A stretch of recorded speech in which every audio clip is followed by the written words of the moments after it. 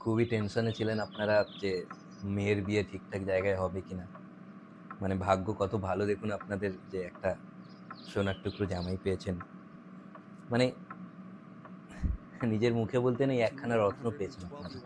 মানে বলে না যে উপরবেলা যা করেন ভালোর জন্য, ভালো মানুষের সাথে ভালোই হয়। কিন্তু আপনাদের সাথে ভালো কিভাবে হয়ে গেল সেটাই ভাবছি। ঝগড়া করে নাকি ও? ঝগড়া? আর আপনার মেয়ে সমার্থক শব্দ। সরি সরি, বিপরীত শব্দ, বিপরীত শব্দ। মানে অ্যাকচুয়ালি আপনার মেয়ে ঝগড়াতে বিশ্বাসী না, বাহ, ও ডাইরেক্ট মারপিটে বিশ্বাসী। মানে আপনার মেয়েকে বিয়ে করা আমার লাইফের সেরা ডিসিশন। মানে আপনার মেয়েকে বিয়ে না করলে আমি বুঝতামই না যে বাস্তব জীবন কতটা কঠিন। কাজ করে তো ও বাড়িতে? কাজ?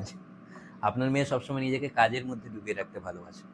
মানে ঝাড়ু দেওয়া থেকে শুরু করে রান্না করা, বাসন মাজা, ঘর গোছানো, এই জাস্ট এই কাজগুলো আমাকে করতে, বাকি সব কাজ আপনার মেয়ে করে। যেমন শুয়ে পড়ে থাকা, খাওয়া দাওয়া করা, গান শোনা, টিভি দেখা, সব নিজে থেকে করে।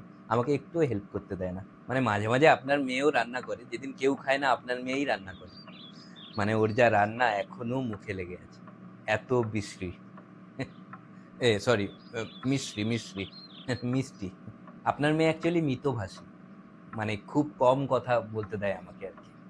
মানে ও মাঝে মাঝে কথা বলে না, যতক্ষণ ঘুমোয় কথাই বলে না। তবে একটা দিক থেকে আমি প্রচন্ড লাকি, অন্যান্য মেয়েদের মতো আপনার মেয়ে এরকম সোনা গয়নার জেদ করে না।